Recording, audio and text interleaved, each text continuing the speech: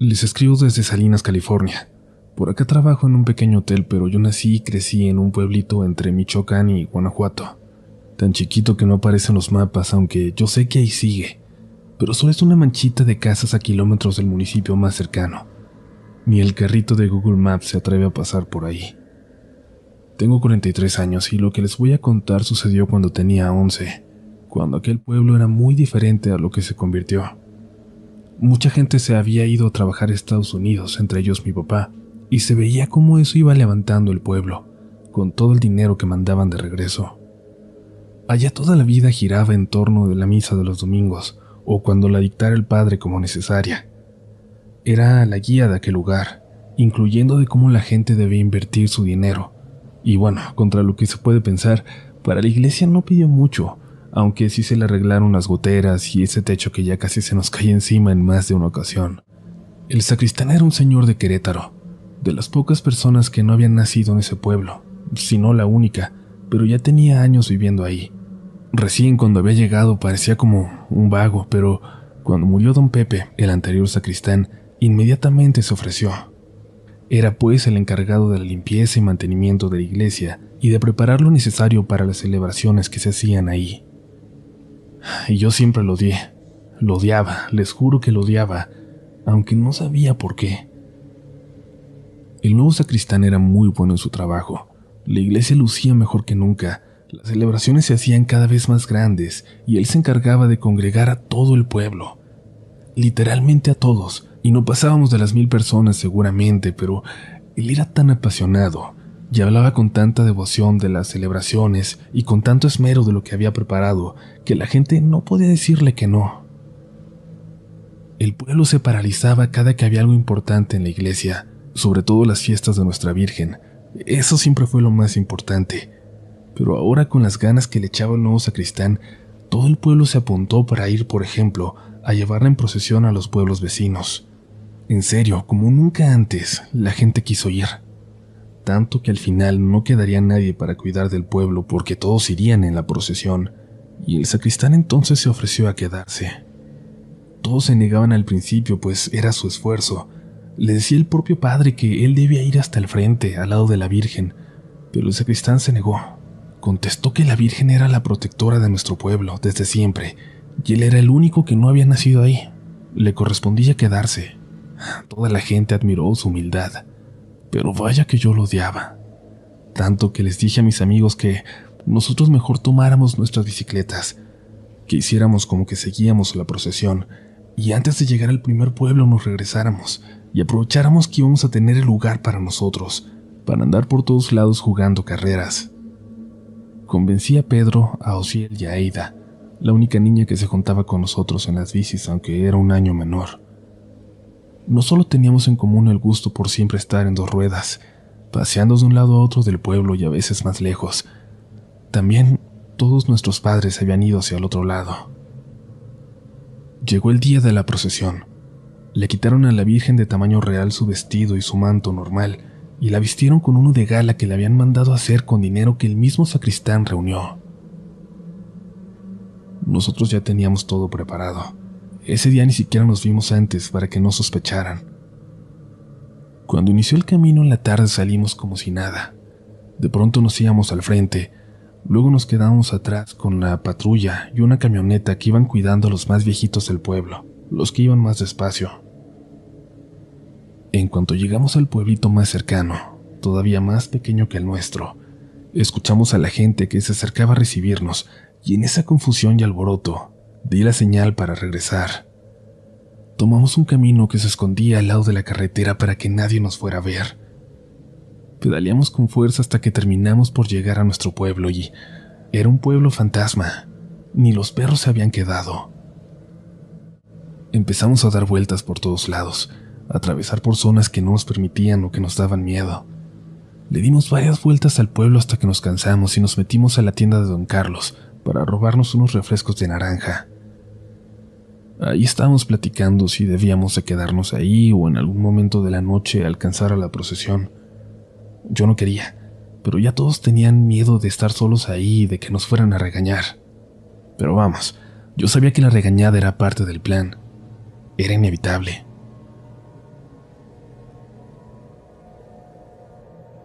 En eso escuchamos un sonido que venía de lejos, pero de dentro del pueblo sin duda. El sonido de música saliendo de unas bocinas grandes, como las de la iglesia. Pero ahí no habría nadie, solo el sacristán. Y ese viejo no hubiera permitido que nadie se acercara a la iglesia sola, y menos que usaran sus bocinas.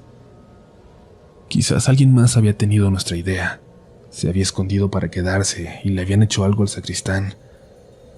Por más que lo odiara, era nuestra obligación ir a ver qué ocurría.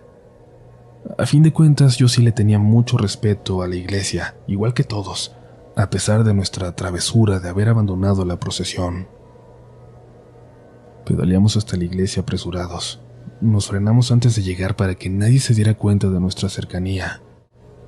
Las puertas estaban abiertas. Salía música de ahí dentro y un resplandor como de luces rojas. La música era religiosa, parecía serlo, pero nada que nosotros hubiéramos escuchado con anterioridad. Osiel insistía en irse. Estaba temblando de miedo y le dijimos que estaba bien, que se fuera y avisara que nosotros llegábamos pronto, que les dijera que había alguien en la iglesia. Desde donde estábamos nosotros tres no alcanzábamos a ver hacia adentro de la iglesia, pero era un buen lugar para escondernos. Eida, Pedro y yo decidíamos si asomarnos, si pasar rápidamente en las bicicletas y echar un vistazo y luego salir corriendo, o qué hacer. Y es que definitivamente se escuchaban varias personas ahí dentro. Eida quería que fuéramos a ver, Pedro que mejor buscáramos a alguien, que buscáramos al sacristán. Escuchamos unas risas que venían de la iglesia, la risa de una mujer y luego la de un hombre que parecían estar jugando. Una mujer joven salió de la iglesia y un hombre desnudo detrás de ella. Hizo como que la atrapó. Ella no dejaba de reír. Fue impactante porque esa mujer tenía puesto el vestido y el manto de nuestra Virgen, el que regularmente tenía, el que le quitaron para ponerle el de la festividad. Eida dijo una grosería. No sé si por el susto o por el coraje de lo que veía, pero la pareja se calló. Nos habían escuchado. Se quedaron viendo hacia donde nosotros estábamos. Nos agachamos, pero nos empezaron a hablar. Niños, vengan, no les vamos a hacer nada. Nos estamos preparando para ir a seguir la procesión. La mujer vestida de virgen le dijo algo al tipo, que se metió corriendo a la iglesia, y ella seguía caminando hacia nosotros. Vengan, niños, no les voy a hacer nada. Miren cómo estoy vestida. Soy una virgen, me eligieron para hacerlo. Vengan o voy a ir por ustedes. Aunque se escondan los voy a encontrar. Aunque corran, los voy a alcanzar. Esas palabras sonaron más que como una amenaza. Sonaron como algo real, como si escribiera lo que estaba a punto de pasar. Teníamos que pensar rápido. Si yo los había puesto en esa posición, tenía que resolverlo también y sacarlos de ella. Pedro y yo íbamos a tomar las bicicletas y dirigirnos hacia la mujer, hacia la iglesia, atraer su atención y luego dirigirnos hacia el otro lado del pueblo, y ahí nos íbamos a separar. Mientras tanto, Eida, cuando nos siguieran a nosotros, se dirigiría a la salida a la carretera para alcanzar a Osiel, para ir a pedir ayuda. Nosotros íbamos a tratar de hacerles ganar algo de tiempo. Osiel era el más lento de nosotros, pero llevaba ventaja, y Eida era la más ligera. Uno de los dos tenía que alcanzar a la procesión y avisarles. No les di oportunidad de debatir mi plan. Tomé mi bicicleta y Pedro me siguió.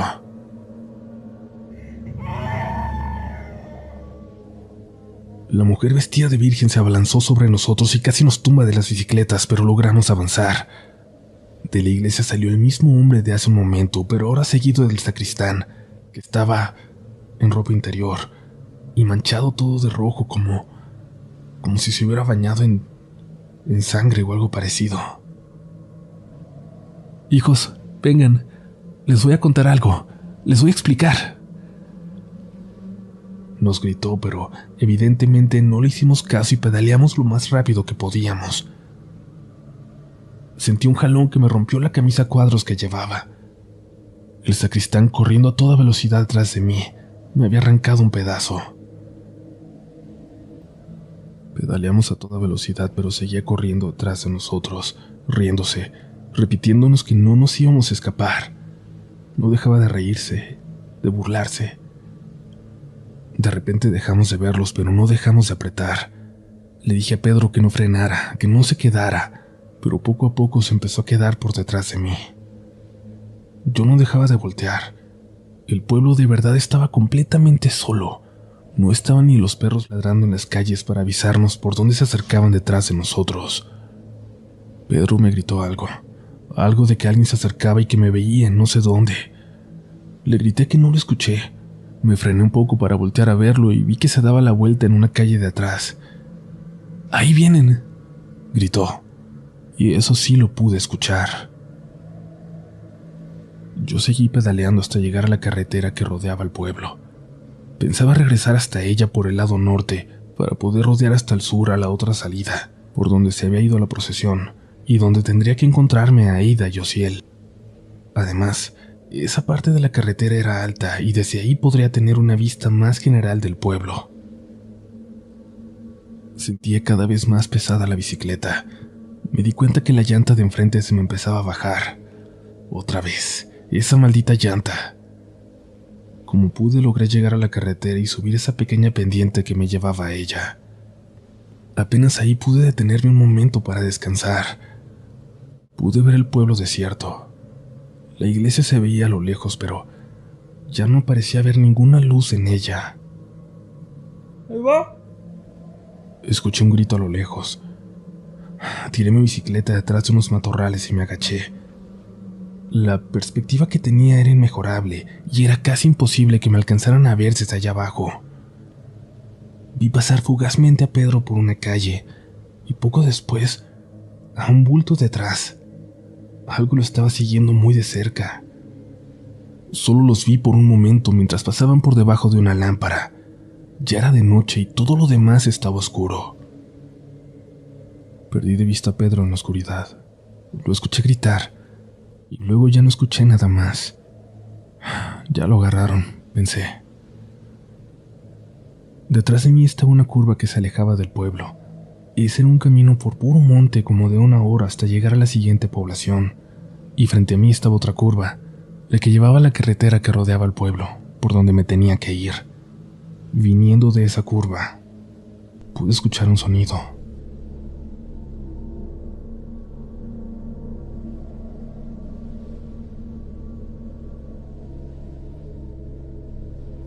Una voz, un zumbido, algo que se acercaba a mí. Fuera lo que fuera, no era un carro ni nada parecido, ni nada bueno. Y sin tiempo para pensar, cargué la bicicleta y me volví a bajar hacia el pueblo. Y allá abajo, entre los matorrales, aventé la bici y luego me aventé yo. Me llené de espinas, pero quedé bien oculto por completo. No sabía qué era, pero había algo ahí arriba en la carretera. Sin verlo, me aterraba lo suficiente como para no querer estar ahí, como para quedarme oculto entre las espinas. Escuché que algo se acercaba por entre las ramas, por entre las espinas a mi lado. Pensé en un animal, pero era demasiado grande, movía demasiado todo. Intenté buscar piedras, palos alrededor, algo con lo que me pudiera defender, pero no encontré nada. Soy yo, Pedro. Me susurró antes de que lo pudiera ver. Le pregunté si estaba bien y me dijo que sí, pero que lo estaban siguiendo de cerca. ¿Quién te sigue? ¿El sacristán?, le pregunté. No, el sacristán soltó algo. Cuando estaba escapando volví a pasar por la iglesia y había mucha gente adentro, todos encuerados, y el sacristán soltó algo. Eso fue lo que me empezó a seguir. Por aquí anda. Yo no había terminado de digerir sus palabras cuando algo empezó a zumbar muy fuerte. No era un sonido muy alto, pero se te metía en los oídos. Si no hubiéramos estado ahí escondidos entre las espinas, seguro nos hubiera tirado, sobre todo si nos hubiera agarrado en las bicicletas. Me tapé los oídos. No podía escuchar a Pedro, que algo intentaba gritarme. No sé cómo explicarlo, pero algo pasó por arriba de nosotros, flotando. Lo sentí, como cuando pones la mano en medio de imanes con polos opuestos y puedes sentir el magnetismo. Algo parecía hundirnos en el piso. Por las espinas sobre mí no alcancé a verlo, pero esto se alejó hacia la carretera. El zumbido poco a poco se fue haciendo más débil. ¿Qué es eso?, le pregunté a Pedro. Me dijo que era lo que había salido de la iglesia, con el sacristán. Le pregunté por su bicicleta y me dijo que había quedado tirada a lo lejos, que la había dejado para esconderse entre los matorrales. Lo único que nos quedaba era rogar para que pasara algún camión por la carretera, para que nos diera un aventón, pero eran raros y más esas horas. Aunque si se frenaba, lo que fuera que andaba y volando lo iba a ver, lo íbamos a poner en peligro. Le dije a Pedro que me siguiera. Agarré mi bici ya toda ponchada y subimos muy despacio a la pendiente para llegar a la carretera. Puse la bicicleta en medio del camino y esperamos ahí. Si teníamos suerte y pasaba un camión de redilas, se frenaría lo suficiente para que pudiéramos subirnos atrás sin que el chofer se diera cuenta. Esperamos por varios minutos y Dios fue lo suficientemente grande para que algo sí pasara, pero era un tráiler de los grandes. Se frenó al salir de la curva para sacarle la vuelta a la bicicleta y le dije a Pedro que era el momento. Apenas disminuyó la velocidad, él y yo salimos entre los matorrales para correr detrás del camión y colgarnos en la caja, agarrados de las puertas. En cuanto aceleró y volvió a agarrar velocidad, sentimos el peligro de ir ahí colgados, pero cuando vimos cómo rodeábamos el pueblo a toda velocidad desde la seguridad de la carretera, nos sentimos aliviados. Alcancé a ver a lo lejos que la luz de la iglesia ya estaba completamente apagada. Parecía estar cerrada como la habían dejado antes de la procesión. Por un momento escuchamos de nuevo el zumbido, pero a lo lejos, no tan cerca como antes. No sentimos esa presión en el pecho, ese peso que nos pegaba al suelo. Le dije a Pedro que se preparara para saltar. Al llegar al vado, saliendo del otro lado del pueblo, el tráiler tenía que volver a frenar y podríamos saltar sin hacernos daño. Quizás podríamos seguir con el tráiler más, pero no sabíamos si seguiría por el camino hacia el otro pueblo o tomaría la carretera hacia la cabecera municipal, y ahí ya la velocidad sería demasiado peligrosa. En el vado efectivamente pudimos saltar. La adrenalina nos hizo empezar a correr por el camino al lado de la carretera, por el mismo donde habíamos pedaleado para regresar cuando abandonamos la procesión. Casi nadie conocía ese camino, solo algunos pastores, pero nosotros lo habíamos utilizado muchas veces en las bicicletas para que nadie viera cuánto nos alejábamos. Cuando corríamos, Pedro me detuvo de repente. Me dijo que escuchara, que pusiera atención.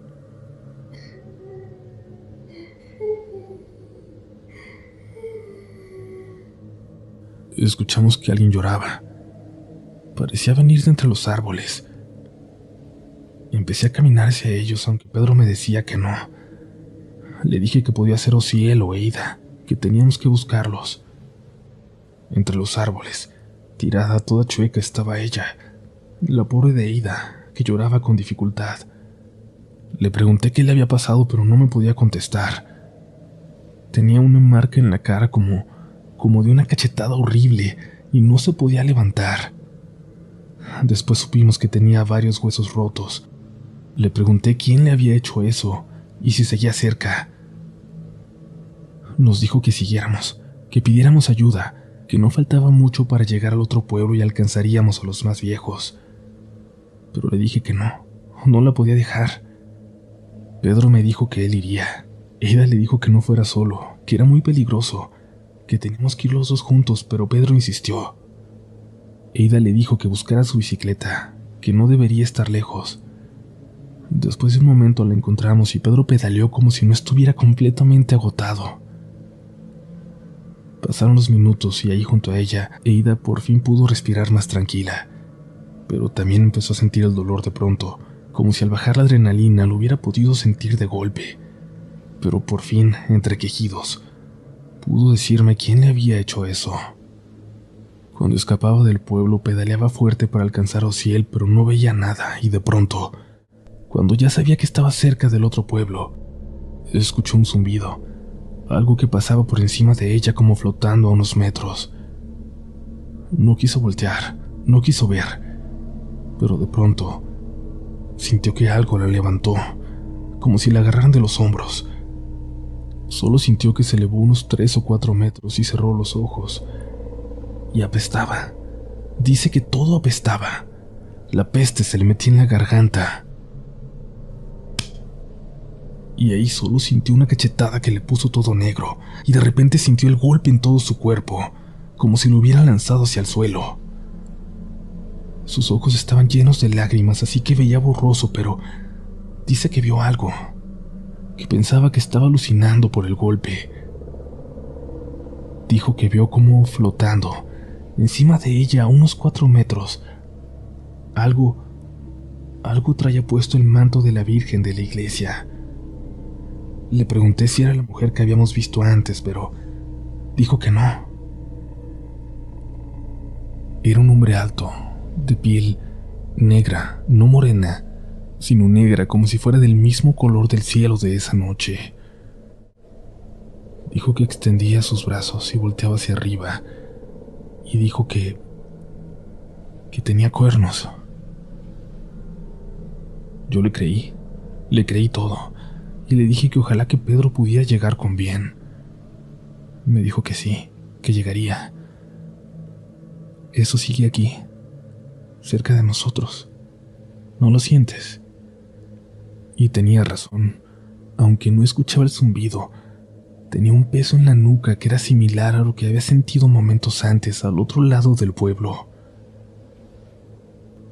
Casi 45 minutos después, más o menos, escuchamos que se acercaban camionetas por la carretera. Luego la voz de Pedro señalando dónde estábamos nosotros. Llegó gente del pueblo. Levantaron con cuidado a Eide y se la llevaron con el doctor. Nosotros nos fuimos con el padre y otros hombres directito hacia la iglesia. Estaba vacía y apestaba. Aunque no entramos Pedro y yo, alcanzamos a notar que apestaba como a sangre. Se robaron muchas cosas, todo lo de valor, y no había señales del sacristán ni de nadie más que lo hubiera acompañado. Eso solo sirvió para que nadie creyera lo que nosotros vimos, para que todo lo atribuyeran a un robo, e incluso hubo gente que dijo que seguro el pobre sacristán había sido víctima de los ladrones, y rezaban por él. Esa noche se regresaron todos los hombres del pueblo. Se trajeron a la patrulla, la única que se había ido en la procesión. Llegaron policías de los pueblos vecinos a ayudar, a buscar, pero nada, ni una señal de aquellos ladrones sacrílegos. El padre no nos quiso decir todo lo que habían encontrado, pero era, según dijo, abominable. Pero lo más extraño de todo, lo más terrible, es que cuando preguntamos por Ociel nos dijeron que no había llegado. No hubo señal de él ni de su bicicleta, pero algo muy extraño pasó, pues cuando a la mañana siguiente comenzaba su búsqueda, la mamá dijo que se había ido con su papá al otro lado, que había salido en la madrugada, pero era obvio que no fue así, a menos que haya visto algo, que le haya pasado algo y que su mamá le hubiera ayudado a escapar. No lo sé, nunca quise hacerme más teorías al respecto, pero su mamá se fue del pueblo a los pocos días. Dejó casi todo en su casa, hasta sus 2 perros ahí abandonados. Yo recogí uno y Pedro al otro. Era nuestra forma de recordar a Ociel, de hacer algo por él, pues sobre todo él los amaba mucho. Por más que no nos creyeran, esta historia se contó gracias a nosotros como una leyenda en el pueblo, y nos miraban a los 3 cada que salíamos en bicicleta, cuando Ida por fin se recuperó. Pero a los pocos meses fue como si no hubiera pasado nada. El padre escogió otro sacristán, le consiguieron nuevas ropas a la Virgen, no volvieron a dejar sola la iglesia, pero nadie habló más de aquello que ocurrió. Nadie habló más de Ociel. Yo tengo todavía familia en ese pueblo, cada vez más solo, cada vez con menos gente, y lo único que sé es que ya nadie recuerda aquella noche, como si no hubiera importado. Solo nosotros manteníamos viva aquella experiencia, pero creo que es parte importante de la historia del pueblo. La seguíamos compartiendo cuando podíamos porque era aterrador, pero sentíamos que era importante recordarlo. Cuando tenía 15 años me vine para el otro lado. Mi mamá y yo nos vinimos a alcanzar a mi papá. El perro de Ociel había muerto meses atrás, de viejito, pero si no, me lo hubiera traído también. Me fueron a despedir al autobús Eida y Pedro. Mientras esperábamos no lo mencionamos, pero cuando llegó el autobús, cuando mi mamá subió las maletas y me dijo que me esperaba arriba, les dije a los dos que no olvidaran aquella noche, aunque todo el pueblo intentara hacerlo, que se lo debíamos a Ociel. 2 años más tarde, Pedro se iría a Ciudad Juárez, y solo un poco después, Eida se fugaría con una muchacha del pueblo vecino, pero nadie supo a dónde. Quizás escribir esta historia es mi única forma de cumplir con la promesa de que la historia se siga contando, porque si no, es como si no hubiera pasado. Antes de que el autobús arrancara y me tuviera que subir, prometimos escribirnos y seguir en contacto, volvernos a encontrar.